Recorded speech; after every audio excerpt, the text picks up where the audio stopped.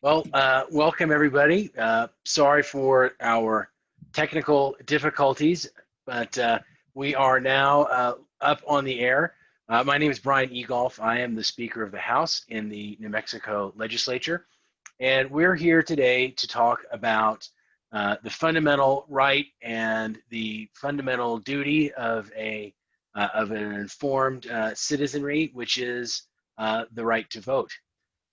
We have seen and heard a lot of information about voting, early voting, absentee voting, a lot of conversations about what's happening with the post office and how to make sure that your vote gets counted in what I think everyone who follows elections would agree is one of the most, if not the most important election of our lifetime coming up this November 3rd.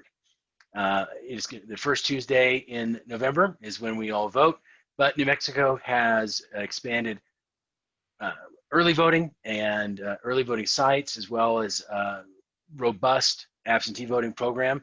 And we've got a great panel this afternoon to answer all of your questions and give you some great information about how to make sure your vote is counted, how to go about getting your vote into the hands of the county clerks of the county in which you live, and how to make sure that it all goes smoothly.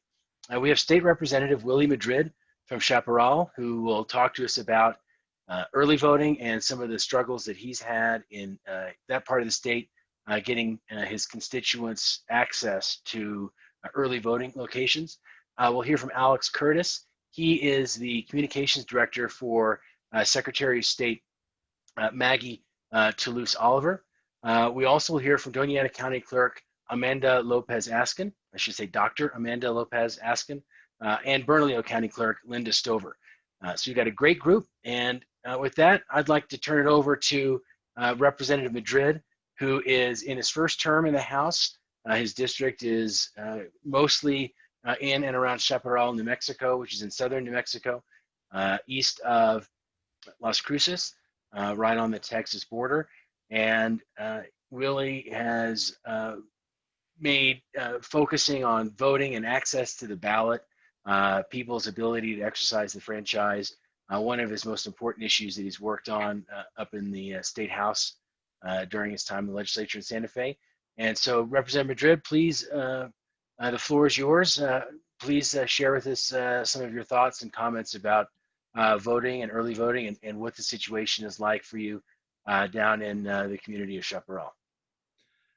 Thank you, Mr. Speaker, and thank you for inviting me to this town hall. This is a very close issue to my heart, and I think the fact that I have an opportunity to share something that would be helpful and enlightening to the whole state, that we're in this together, and we carry a responsibility to all of our constituents, that the practice of voting is the right that we have, and it's not a privilege, it's a right. And let me go back 2016 when I first started to run in a campaign, and I only did it with 2 months, and I really thought I had a chance, and still believed I had the same chance going into it.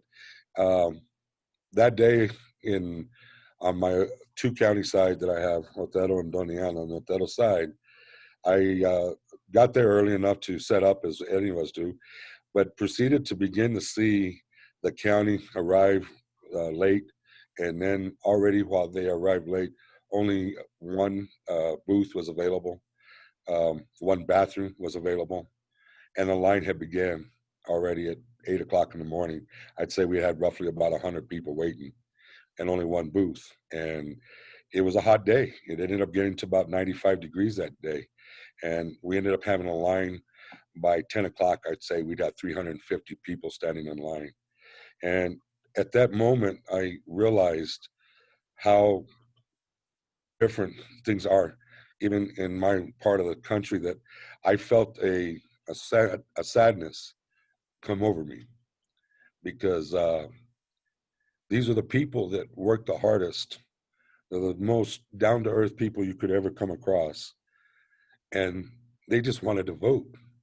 Now, to the defense of the county, they used the past elections of saying nobody ever came out to vote.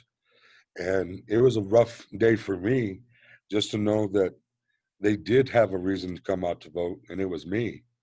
And yet I had failed to prepare or failed to see all of my constituents' perspectives. And quite frankly, I realized and accepted that we had accepted this type of culture, if you will, down there by our counties. And when I say counties, we're all in this together. So I'm imploring in my conversation with you all today in this town hall meeting that don't think it's not too far away, that we can't still do better and that we should strive to do better. That being said, that day, um, they waited up for 4.5 hours, some people, I can say, and we went home, got portable pop-up tents and put it up. I rushed to buy waters and little foods we could give the people, fruits, vegetables, anything, so they could sustain.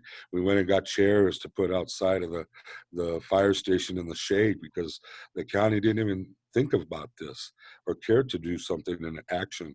We had fire trucks that were being pulled out. As I told them, you must do this. This is not a facility other than for the people today, and we must serve the people. Compassionate, the people that were there of the fire station did so. It didn't change the dilemma of long lines. And at that moment, I realized in myself that this was something that was somewhat beyond my control, but yet I knew it had to be something I have to work on. And I almost felt that day, win or loss, I couldn't stop uh, in my efforts of politics and knowing that something like this had to change. And I felt these people came out to stand the time and the hours and the heat for me, to vote for me. And I will fight anybody, any county that wants to disrupt this order that belongs to this great country, to this great state that we all represent. And we will not let this, by this decisiveness of this administration, to deplete our will to be where we want to be, and that is equal to everybody. I thank the panelists that are here because it's not fair to them for just one or two that may exist in our state in way of counties. But I believe in the state, I believe in our governor, and I believe that we can work through this. So I do not bring this to anybody else but to the state, that we all belong together and we need to work together and not let something like this tragedy occur again, when most of all, um, we need everybody's vote. I need my people to be out there able to vote. And I think anybody that's running in this election believes that more than ever. I just think that we've always created our own roadblocks sometimes. So I hope in this discussion today, we come to resolve to some new ideas, to some new possibilities and options. And most of all, to the people of my community of District 53, I am proud to be your representative. I am honored and humbled to have served 2 years already and have only been revitalized to know more of what we have in quest to do in this great state of ours, in my great district 53. So I thank everybody, and I wish and pray, get out there to vote, use absentee ballot. It's a safe practice. It's a good practice. It's the best that we have right now in place and within the state. So I offer it, registration to vote. Get out to vote, folks. I need my people in my district to get out to vote. We will be prepared. We will do everything to have shades, rides, food that day. I promise. You will not be underserved. Thank you. Thank you, Representative. And for those watching who aren't familiar with Representative Madrid's district, it straddles two counties. So part of it is in Doña Ana County, part of it is in Otero County. And that has made it really quite a challenge for the voters in Otero County, especially when it comes to voting early. As for many years, it was a long drive from Chaparral to Alamogordo, which is about a 90-minute drive one way. So it's 3 hours of driving to cast an early vote. And Representative Madrid and others have worked very hard to improve early voting access and the amount of early voting permitted in Chaparral and Otero County. And that's been a great service for the people of that district to make it easier to vote early. So thank you, Representative, for your work on that. Next, we have Alex Curtis. He is the Director of Communications for Secretary of State Maggie Toulouse Oliver. And Alex, if you would please tell us a little bit about what the Secretary of State is doing this year to make sure that the election is safe and fair, and what we've done in the last session to give the Secretary of State and the clerks the tools to make this election one that will be conducted safely in a time of COVID and in a time when there's some uncertainties and concern about the Postal Service. Certainly. Well, thank you very much, Speaker Gall, for having me here. I apologize that Secretary Toulouse Oliver couldn't be here today. She's dealing with a few family matters, but I think I can provide a good update, like you were saying, about what we're doing at the state level and down through the counties to ensure a safe and fair and efficient election come this November. And so I would first say that people should know that, this process started long ago, even before this year started, before the primary, before COVID. We were planning for this general election that's about to happen. Discussions with stakeholders, working with the county clerk, with the USPS, all this, and then of course COVID hit. We had to adjust for the primary. But then after the primary, we had the special session, like you said, and there was an elections bill, temporary elections changes, but some important ones for the November election. And so I just want to take you through a few of these in case people don't know about this. I think everyone on this call, I certainly, I'm dealing with this stuff every day, but I think people don't always, they're not going to know some of these changes that they should expect for the upcoming election. And so a couple of the major ones. So this was Senate Bill 4 that passed, people may know. And we were having some discussions about this before the call started today. A big one that people should know about is that the deadline to request your absentee ballot was moved back. So it used to be that you could request your absentee ballot up until the Thursday before election day on that next Tuesday. Of course, that with such an influx of absentee ballots like we saw in the primary and like we're expecting for the general, that puts a lot of pressure on not only voters, but the Postal Service and county clerks specifically. And so what we did during the session, we heard that feedback from county clerks, from the Postal Service, from voters. We moved that deadline back to October 20th. So if you are planning to vote by absentee, make sure you request your ballot online or through the mail, requesting it using the application by October 20th. So that's 2 weeks before election day. We then also will include, this is another minor change, but something that did happen during the special session, all the communications that come out from our office, including the absentee ballots themselves, will have a suggested mail back date. And people may have, and that date is October 27th. And so that's a week then before election day on November 3rd. And people may have seen in the news recently that New Mexico is one of only 4 states that received a good letter from the USPS a couple of weeks ago saying our deadlines and procedures should be sufficient for our voters to vote by mail without incident. 46 other states received a letter that said, no, not so much. And that wasn't arbitrary. That didn't just happen out of the blue. We worked with the USPS and with the legislature, obviously, to get these deadlines rejiggered to allow for more absentee balloting, which we are definitely encouraging if people would like to do that this November. A couple other things that people should know.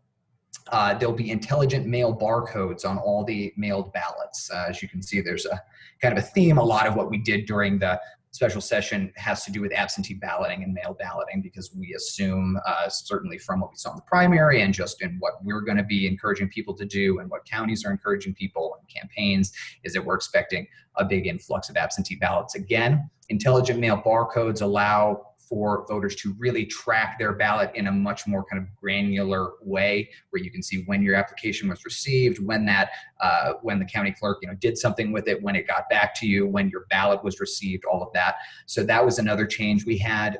Voters should also know that all polling locations in every county are going to be voter convenience centers this time. So this was already the case in certain big counties like Bernalillo and Medellin, I believe. But if you live in a county, you can go to any polling location in that county and either cast a ballot in person, or something people should know, you could already do this, but there's multiple ways to vote by absentee. So if you get that absentee ballot in the mail after you've done the application process, you fill it out, but you maybe miss that October 27th day, or you just feel like dropping it off, or whatever, you can go and drop that absentee ballot off at any polling location in your county. And I think clerks Stover and Lopez Askin can talk a bit more about that, but that's something that people should know. You have multiple options to vote in New Mexico, which is another reason why we are considered kind of full of best practices when it comes to voting on elections in New Mexico, and we should all be really proud of that. And so, those are some of the main things that happened in that SB4 that passed that people should know about. We'll also be doing a big public education campaign. Discussions like this, of course, are in my wheelhouse, but we're also going to be doing a lot of paid media throughout the state. So you'll see, encouraging voter registration, encouraging people to how and when to fill out their absentee ballots, and other voting options that they have. I would just want to make another plug, because it's another big thing that I'm sure you'll hear from the clerks as well, that poll worker recruitment is really on top of mind for election administrators in the state this year. So we are helping the counties get more poll workers, because as you can probably understand, there's many of the people who work the polls traditionally are at higher COVID risk. So we're trying to get new batches of poll workers to come in, be a part of the process, engage with their communities, and counties really need that help. So I would encourage people to reach out directly to county clerks if they wish to do that. And then the only other thing I'll say is that I mentioned the online absentee ballot application option. It's not yet open. You can already apply for absentee ballots by contacting your county clerk or by filling out a paper form that you download from our website. But our absentee online portal will be open, fingers crossed, should be Friday this week, which is earlier than it would normally be, but we're getting a lot of feedback, want that open, so voters should expect that later in the week. And I'll just say, go out there, make your voice heard in whatever way you want to for the November 3rd election. And if you want more information, nmvote.org is our kind of voter information portal, and people should go there with questions and get information. So thanks again for having me. Great. And the website again, and we'll put it up on Facebook, is, would you please tell us the voting website again? Sure. That was just nmvote.org. So just like NM for New Mexico, vote.org. nmvote.org. Okay. Thank you. Next, we'll go to Dr. Amanda Lopez Askin, the county clerk from Doña Ana County. Madam Clerk, would you tell folks watching how things are shaping up in southern New Mexico and one of our most populous counties, Santa Fe and Doña Ana County? We always like to say we're the most, among the most populous. Bernalillo is on the call as well, so we know we don't have quite as many people, but we're hanging in there. So can you tell us a little bit about how things are shaping up in Doña Ana County? So first of all, I'd like to thank you for remembering the South. I'm sure Representative Madrid is also especially grateful. Sometimes it seems like things are centered up north, but we are definitely busy and active in Doña Ana County. And I also wanted to acknowledge Representative Madrid's emotion and his caring about his community and the ability to vote. I, like many people, watched Wisconsin during their elections prior to, right around when COVID was happening, and was heartsick. And so I know I and all the other county clerks across the state before the primary prepared in every way we could. And we still had some challenges that frankly were unavoidable because of COVID and because of the timing. but we had a lot of great lessons. And so I think Senate Bill 4 was excellent in terms of it got us everything we needed. Maybe not everything all of the clerks wanted, but it got us everything we needed and all the tools we needed to move forward with timelines that would be more realistic for voters, or we can empower them with information, including like, it's not realistic to have a deadline of a Thursday before the election and expect the turnaround to be 5 days to going in. It just wasn't realistic. So moving back that deadline, I think, was really huge, right? October 20th, which gives voters a good 10 days. And Representative Madrid mentioned the 26th or the 27th, and Alex said that as well. And I think those are good dates. I know for myself, I'm not even going to wait that long. And I have faith in the Postal Service. I know there has been some national discussions and there's a narrative specifically, but I also know that in New Mexico, election officials have developed strong relationships with our postal officials to the point where I know our local postal service, and we use El Paso, they literally drove to El Paso to make sure there were not any lingering ballots election day for the primary. So what gives me faith is the boots on the ground, people who are doing the actual work in the Postal Service. They want to serve us. They're dedicated to elections in New Mexico. And as much as I know I can't help but worry, like most people, I do have, I will be utilizing the absentee process this time as well. The biggest challenge, I think, and Alex touched on it, has been election officials. In Doña Ana County, we had 270 on our roster, so to speak, prior to the primary, and 170 of those were over the age of 60. Now, keep in mind that doesn't account for any coexisting conditions or family members that may be in a vulnerable, place. And so we really had to, we did consolidate some of our election sites, which was unfortunate and pained me greatly, but we were barely able to staff the ones we consolidated. So we started recruiting early. I have recruited and done meetings like this with organizations all over Doña Ana County. We are talking organizations like NMSU, student groups within NMSU, all of the school district in Doña Ana County, because staff is off that day. So any staff that works at a school district in Doña Ana County would be ideal, to work an election. It's a good chunk of change for the day. You're supporting democracy in your community. The likelihood that you're registered to vote and eligible is pretty high if you're a school employee. So I've done that. The NAACP, the Realtors Association, the Chamber of Commerce. I have pushed our net far and wide, and it has paid off. We have gotten, I would say, into the 200s election applicants. And so I'm hoping what that means that we can have robust sites that have election officials ready to meet all the needs as people come up. Representative Madrid is concerned about drop boxes, and I think we need to talk about the difference between secure 24-hour drop boxes like they have in Oregon and Colorado, and drop boxes where you can, as a voter, walk in your ballot to an election official. And that's really more where we're at in New Mexico. We just don't have the equipment yet, although the law has created space for it. We're not there yet. And I know we're not in Doña Ana, and I will allow Clerk Stover to talk about whether, but I know that what the election officials will assist with is being able to route people so they don't have to wait, so they can minimize contact with each other. And we can say, you need to, there it is versus waiting in line, which was a huge challenge in the primary. So those are some of the things that we're doing. I mean, we could be here the rest of the day and have a happy hour together. That's how much we could probably talk about elections, but I don't want to, monopolize the time in case there's also questions. But I also encourage everybody to go to nmvote.org. It's a great site. I always say it's like a credit report, except it's like voting, because you can see how many elections you participated in. And I registered to vote in 1992, and I have voted since 1992. So that's kind of a fun thing to look at your voting record. So I would encourage anybody and everybody to head over there and do that as well to make sure your information is updated. That's great. Well, thank you. And you've got a lot going on in Doña Ana County, and that's a great update. And we do have some questions, so we'll come back to that in a minute.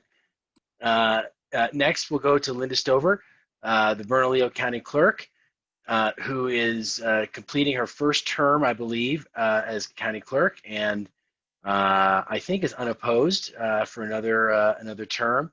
So congratulations on your reelection. And Madam Clerk, if you would please tell us what's happening in Bernalillo County. I'm sure folks know Bernalillo County has been a pioneer with the early voting centers. I guess I should say the voting convenience centers. That's really changed the way voters participate. I think it's widely viewed as change for the better, really increased participation. You can tell us how things are shaping up in Bernalillo County and what you're doing to get ready for Election Day. And I know you're muted, so before you go, there we go. So, Madam Clerk, the floor is yours. Thank you, Mr. Speaker. Well, like Clerk Askin, we are busy here. We are a little bit larger. We're your largest county in Bernalillo. I mean, in New Mexico, we've got 430,000 qualified voters for this election. That's a lot of bodies to get in and out. We're going to work at 72 polling locations, convenience centers. We're going to have 20 early voting sites. We're going to have fast pass for people that want to bring their ballots to the polling locations. We will have locked ballot boxes in each one of our early voting sites and each one of our election day sites. I've also worked our mobile voting unit, which we used. We couldn't use it for voting because it's just too confined. So I'm going to place it inside the New Mexico State Fairgrounds at the Copper Gate, and we will have drive-through voting. They're going to give us a lane that goes in, you turn around, come by, drop off your ballot, and keep going. We'll do that all through early voting from 8 to 5. On Election Day, we're going to have a drive-by drop box down at Civic Plaza, 5th and Marquette, where people can come by, drop off their ballot, and keep going. We are trying to do our best to give anybody access that wants to get there. I feel quite as Amanda does. I'm satisfied with our postal service. We got to the tables early. They knew what we needed. They knew what I wanted. We worked together well. We had no problem with them whatsoever. I have total faith that we will get our mail done. I suggest strongly the September 19th, I believe it is, Alex, that your sample ballot comes out, to go on to newmexicovote.org and get a sample ballot. Fill it out before you ever go to the polls. In Bernalillo County, we have a huge ballot, all kinds of questions, and we have all our judges, all the state reps. So take the time to fill that out. So if you get your absentee application and then your ballot, you've got it pretty well figured out. If you're going to the polls, you can take it with you, and that'll cut down your time a little bit. You don't go to the store without a grocery list. Get your sample ballot and get it filled out early. And I'm also asking people to mail them if they're going to mail them as soon as they can. Get it done and get it sent in. But the extra time that they push this back is going to be a great access to us. So I feel very confident. I'm excited about this. We processed 120,000 absentee ballots in Bernalillo County during the primary. We got 17,000 absentee ballots on Election Day. Right now, with our third-party mailers, because we haven't mailed out ours yet, we have got 43,000 applications at our warehouse. We have processed 28,400 as of noon today, and we're just getting started. So we're going to have one heck of an election.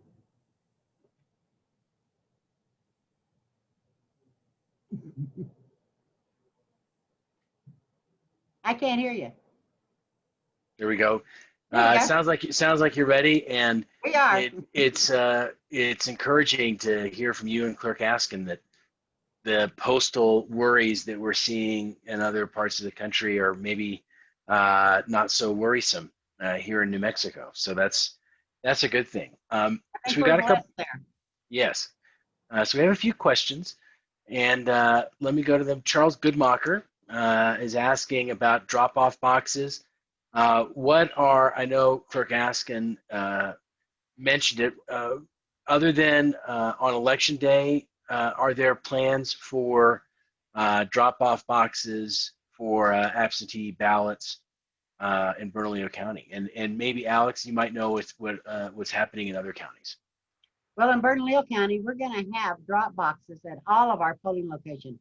All early voting sites will have ballot boxes, and all Election Day sites will have ballot boxes. And when you come up, remember, they'll look like a line, but we have to social distance. If you've got a ballot and you let the poll worker know that you're there, we'll expedite you to the front of the line to put your ballot in the box. So you won't have to stand in line in order to do that. And that'll be at all of our locations. And if I may, I'll just mirror that. Something that voters have always been able to do is to take their absentee ballots to polling locations. That's not something that's singular to this election. You know, last year during the the big cleanup election cleanup bill, there were provisions made for 24-hour secured ballot boxes or containers, so to speak, and that would be containers that are, you can on your way to the grocery store on a Sunday morning drop something off. We don't have that ability yet, partly because there's a lot of layers of accountability that are involved in that. And I think I mentioned it prior to this, to being live, it's that, it has to be able to be monitored, fireproof, camera, an alarm, and which is great. But that takes money and it takes time, and with procurement processes connected to state government, as you can imagine, we're going to get there, and I believe that firmly. But for this election, we're not going to make it in time. But we can offer, and clerks across the state, every early voting location, you can bring your absentee ballot in. Every election day, you can bring your absentee ballot. What we're trying to do is to find ways, as Linda said, she called it, I think, a fast pass. That's a great idea. So, in an ideal world, we'd have a place where voters, it's expedited and they don't have to wait and they can minimize their contact with others. So I think all of us are shooting for that, and we're going to hopefully offer information to voters as it comes up. So drop boxes, if you're thinking it's something like the mail, that's not the way it's going to be. That's just not. However, we will do what we can, I firmly believe, to make sure voters are able to get in and out as quickly as possible. And I know Clerk Stover is on the same page, and whatever we can do to help voters vote safely, we want them to vote, and we will do it. Great. And I would just echo that, Speaker Egolf, just to to say what Amanda was saying. The permanent metal drop boxes like she's talking about is definitely something that's we're working on trying to have in future elections, but you won't be seeing those specifically around the state. In Bernalillo, that's awesome. But it's kind of a county by county. They've got to figure out what resources they have and what needs they have as well. And so I would just encourage, no matter where you are, contact your county clerk directly about what options are available to you. The trusted information that comes from our office, from county clerks. Don't just trust your uncle on Facebook who said that there's not going to be any drop boxes in Bernalillo County or whatever. Contact your county clerk directly for that information. Great. And Mr. Speaker, we will have Yes. drive-through drop-off. So there's lots of ways to do this. We'll get this done. Great. We have a question from Michelle Meters. She's asking if you could explain what is meant by the idea of mailable addresses. I think she might have heard that used earlier. She's curious what that means and how that works in terms of folks who might want to vote absentee. You have to have an address in order to receive an application. So it has to be a mailable address. It has to go through the mail. Okay. I would also say we have to have not received mail back from an address as Yes. well. Right. So, it will, I know the criteria specific in Senate Bill 4 was that you had to have participated, you have to have updated your address, participated since 2015, right? Mm-hmm. So we need to we'll do our best to make sure that we are sending an application to, and again, this is an application. Often people, they get very, confused between, oh, I got a ballot in the mail and I didn't ask for it. It's like, well, actually, no, that was an application, right? That's a huge difference. So the applications, we want to make sure go to good addresses. And so, if you have, again, since December 31st of 2015, you've updated your address, voted, et cetera, then you will be receiving an application. Great. And Speaker Egolf, if I could just say one thing on that, that's a good opportunity for people to know about how, again, some of you can contact your county clerk about the way that county clerks clean their voter rolls on a continual basis, and this idea of mailable addresses. And what we're talking about here is you often hear some scare tactics around how bad our rolls are, this kind of thing. These are the kind of elements that actually contribute to the cleanliness of our rolls, that the county clerks have to keep track of when they get bounce back mail, basically, and when they have not good addresses and that kind of thing. And so people should know that this is all part and parcel of the way that the county clerks keep rolls clean and keep that information updated. Here we have a question about what is required to register to vote. Carrie Haskey asks, why do I need to have a New Mexico driver's license and car registration in order to register to vote? I'm not sure about the car registration. I don't think that's there, but could someone explain what's required when you're registering for the first time? Well, you need to have a picture ID, and you need to have a New Mexico picture ID. You need to be a resident of the state of New Mexico to vote in the state of New Mexico. And that's just kind of the way it is. You can't be from Oregon or someplace else and vote in our elections. They're all based where you live. That's why you need to update your voter registration where you're voting, where you live. You need to have a picture ID. You have to, sometimes a utility bill that says you live there. You need to be a resident to vote in New Mexico. Right, and so just to piggyback on what Clerk Stover said, so for example, if a student is newly here, go Aggies, by the way. If you are, a student, I know, I couldn't help it.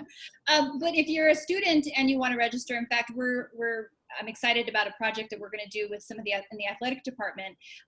Their residence is New Mexico. They're living and residing on campus. So we would need for them to register vote, like their student class schedule, their bill, something that identifies them and shows their address in Doñana County, as well as an ID. So the narrative around like New Mexico doesn't have voter ID is just not true, right? So New Mexico has many ways that we verify voters, and that initial part is very much part of establishing that they are residents of New Mexico and confirming that with an ID. And so, we hope that students register to vote, and if they, especially they are residents of their counties, or if they're going to New Mexico State and they just happen to be from Albuquerque, if they could vote absentee and they'll still be voting in Bernalillo if they have a permanent address. So. Yep. And I should point out that we have a new law that allows for voter registration up to, I believe it's the last day of early voting, right? October 31st. This year it'll be Halloween Day. So if the same day voter registration is at all of our early voting locations in Doñana County. I think Clerk Stover is able to go even beyond that, but in Doñana County, we do our early voting, and they're not able to do it on election day. That will likely start in 2021. But yeah, so it's a great option. And so this idea that voter registration stops October 6th is just the online and mail-in. You actually can do it at both polling locations or your clerk's office. And that's an important thing. Maybe Representative Madrid, with the constituency that you represent, for folks to know that they can, if it's Halloween and they want to vote, if they're not registered, that's not a problem. They can go if they take it, as long as they take photo ID, because you have to have the photo ID to register. You can show up at the polling place, not registered, complete a registration, and cast a ballot all in a single stop. Yeah. I think it's a great idea. I think we need to add the Bernalillo side to it, make it drive-through trick-or-treat too. That's right. The master of the fiesta. And Speaker Egoff, I would say, Alex touched on this initially. He talked about how we did not, New Mexico, we're on a lot of lists that we're not happy about, right? We're always working towards doing better. But in terms of voting and the best practices, New Mexico is arguably in the top 5. We don't talk enough about the many layers of transparency and best practices that we have in New Mexico connected to our elections, and partly because there's a false narrative that continues to kind of weave its way through. But I also think that the reason we were not on that list of states that were at risk of being disenfranchised was specifically because we do have all those best practices in place. And I believe the other states were like Oregon and Colorado and Utah, which also has those very voter-centric, laws and policies that they've implemented. Absolutely. And we went to the table early. We worked on this early. We started early. We knew what we were up against. We knew what we were facing. As soon as this COVID hit, we knew we were going to have to do something in order to make it safe and all right and transparent for voters. So the people in New Mexico are lucky with their county clerks and their Secretary of State because they planned ahead. Yeah. We Right. were ready for this. We're asking and we know what we're doing. Now, I have to say, Clerk Stover, now that we're talking about drive-through voting, I think, the Clerk of the Year award is going to go to whoever figures out how to make voting locations co-located with Blake's Lotaburger. Oh, Yeah, there like, you, I'm on Drive it. through, get a ballot in the box, get your lunch, How back to about- work. I'm on it. We have a voting location that has fresh green chili being roasted, and that Oh, in itself gee. will bring them in, That's not That's right. fair. That's right. I was with Representative Madrid one year in Chaparral, and he had about 102 feet away from the polling place. He had some grills going, and that was a fun afternoon out there. So let's see. Next question is, how do people sign up if they would like to be a poll worker? Where do they go, and how do they go about it? Well, in Bernalillo County, you can do 243 vote, option 4. And Amanda, what are you doing? And Sonia Anna? So if you go to DAC elections, we have an election official portal. You pop your name in, you affirm you're a voter of Doña Ana County, and we kind of give you what the roles are. We're expanding our absentee election board, as I'm sure Clerk Stover is doing. We've gone 12 historically, but we're going to go to 40 because we know we're going to have to meet that need, and voters are going to want information as soon as possible. So so it gives you the different roles and the time commitment. You enter that, and then we have a very specific person who's assigned to contact you and walk you through the process. In Bernalillo County, we're going to have close to 1,000 poll workers. Wow. Yeah. Yeah. I would just add on that from the Secretary of State side that, as I said before, right now I'd encourage people to just contact their county clerks directly. Like the clerks have said here, they have operations going already to filter those in and to process people who would like to work the polls.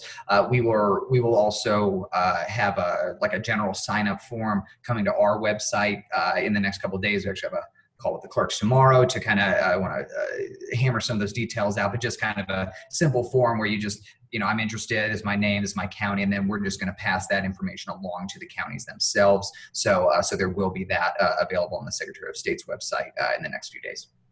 Great. And then are there resources at nmvote.org about becoming a poll worker? Yes. Yeah, and that's where the stuff will be, where we'll post that sign up form.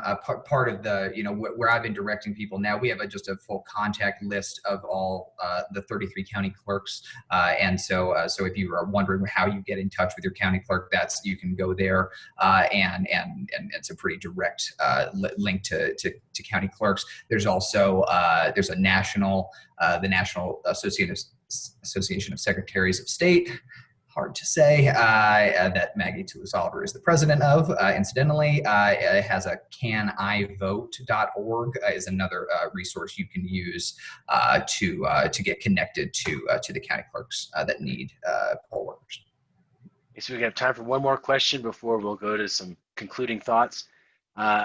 There's been a lot of talk on social media and a number of emails to my office from people who receive voter registration form from something called the National Voter Information Center.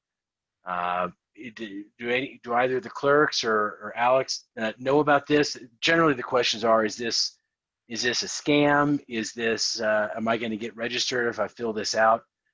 What can you tell us about the National Voter Information Center? So there's actually two things here, just to make sure they're not conflated. So there are two different arms of the same organization. There's something called the National Voter Registration. What are they called? Well, there's the Center for Voter Information, which is what has just come out. These are forms that are absentee ballot applications, like Clerk Lopez Askin was talking about earlier, and that Clerk Stover was saying that she's already gotten tons from third parties.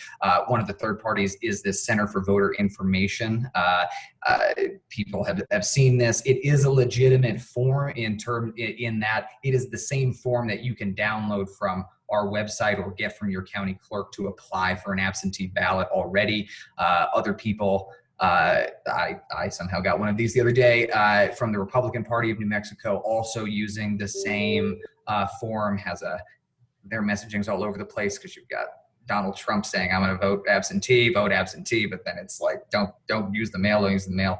Anyway, it's a legitimate form, and it is downloadable from our website already, and county clerks, correct me if I'm wrong, but will accept them as forms. That is separate from other mailings that this same organization does about voter registration. They are also using acceptable forms, but I believe what people have been seeing in their their physical mailboxes recently is this absentee ballot application form. Please, correct me if I'm wrong. And I will say, to add what you're saying, Alex, we will accept them and process them because they meet all the requirements. I think it's been a challenge across the state for clerks, and I believe Clerk Stover will echo this, because people get suspicious, and then that creates a general suspicion about processes, and we cannot stop people from sending those, and we want people to participate, right? And so I think we've gotten hundreds of calls from voters who are, they get a little bit worried that somehow we're giving out their information, or it's somehow accessible, or it's not an accurate form. They're trying to be scammed. I mean, I could go on and on, but we will accept those and process those as dictated by law. We've got 43,000 of them. They were all third party. We haven't sent out one of our own. A lot of people got hit twice by the same group, so they were confused. I've already filled this in. Why do I have to do another one? Like Amanda said, we don't have any control over that, but we are processing them, and you will get your ballot. You're just going to have to be patient and wait, because we don't mail the ballots out until October 6th. Okay, So that's a good reminder. October 6th is when the ballots go out. So you can always look at the return address. It's not from the clerks. Right. Yep. All right. So we have time for a couple of closing thoughts. I'll go in reverse order of how we started. So, Clerk Stover, do you have any final thoughts for the folks watching at home before we sign off? It seems like every time we have an election, it's always the biggest election we've ever had. In my heart and in my life, I think this is the biggest election we've ever had.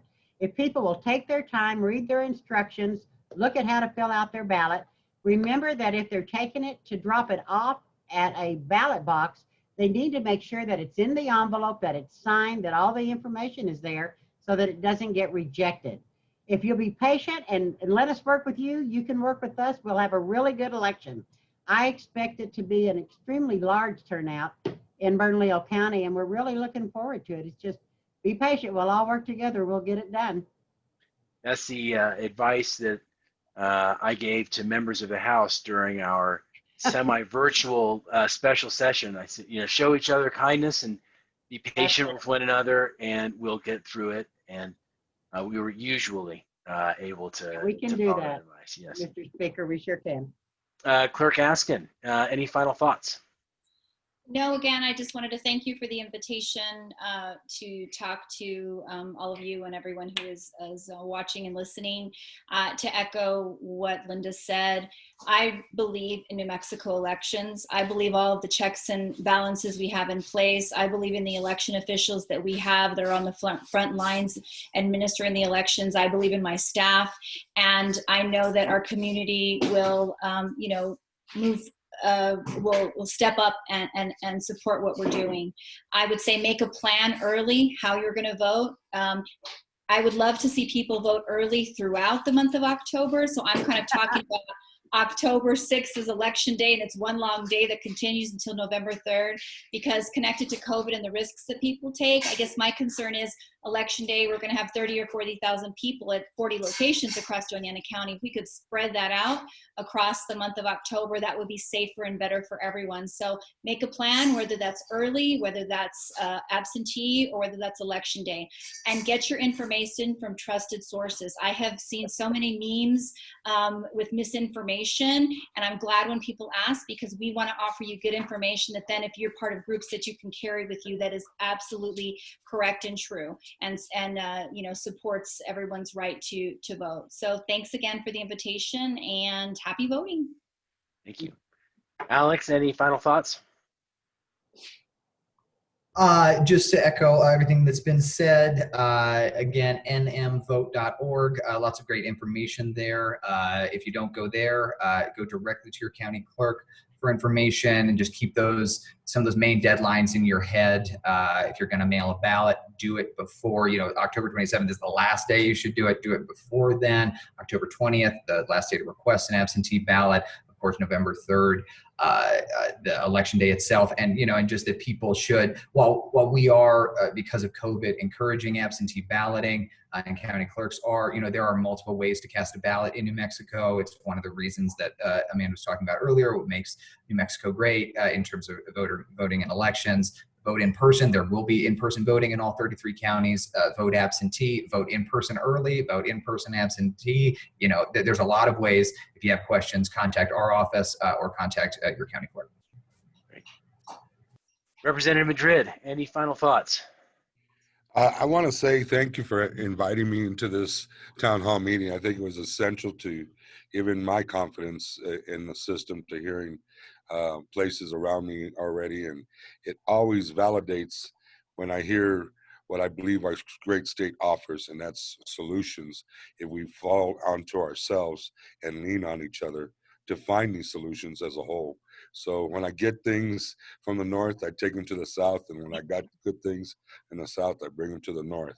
So I offer and ask all the state of New Mexico, this is the one time that we need to, more than ever, and I know we said, like County Manager Stover says, we always act like this is the most important one, but I kind of have to say, in my time of living, this is the most important one, not so much for myself, but as the face of a nation that needs to put its face back where it belongs, and that's in the eyes of the people, working for the people, serving the people. So I commend all of the people in this cast today for what they do, and together we'll get through this, I know. Thank you. Thank you, Representative. And I like what you're saying about bringing good things from the south up to the north. So next time you're up this way, I'm going to call you and put in my order from a Chopes. Okay.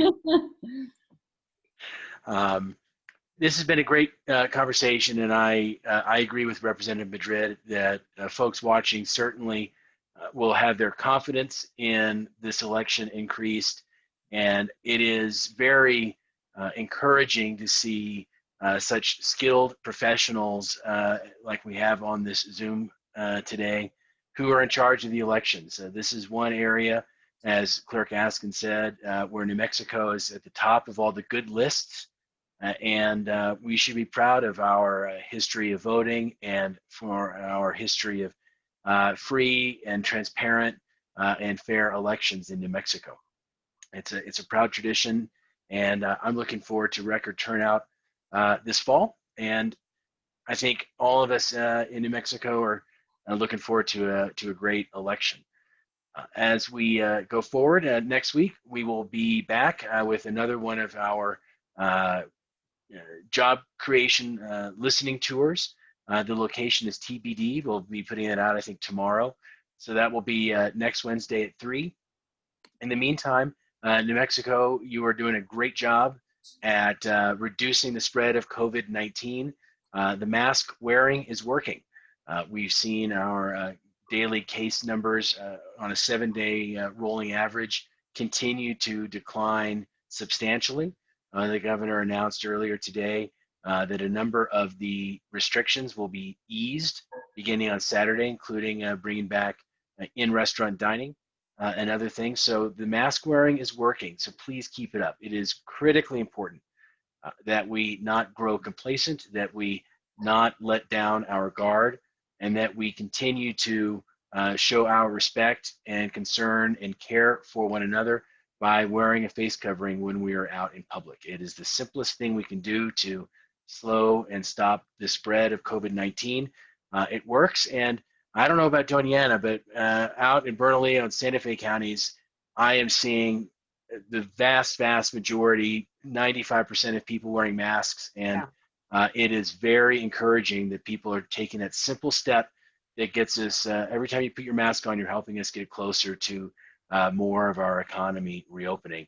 Something that I know everyone in New Mexico, every elected official from the governor on down, wants our economy to be reopened. Up in Santa Fe, a tourism-based economy, we are really hurting. And I want to thank all the people of New Mexico for wearing those masks, and for our visitors from out of state for wearing those masks. It's really helping. So until next week, thank you again. God bless you all, and we'll see you in a week. Bye-bye. Thank you, Mr. Speaker. Happy voting. Thanks.